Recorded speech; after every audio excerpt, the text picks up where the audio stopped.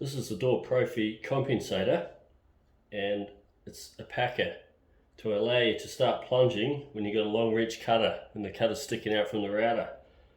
So I'll give you a demo. Sits in place like that. We've got a Lockwood lock body you can try out. So as you can see, you can't start it normally because you've only got 20mm from the router to the door.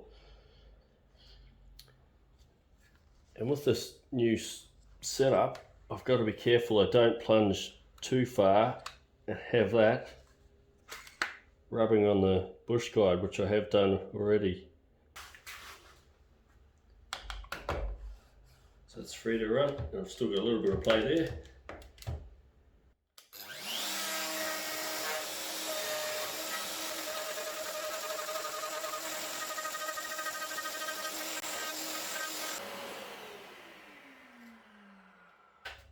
Pull that back in.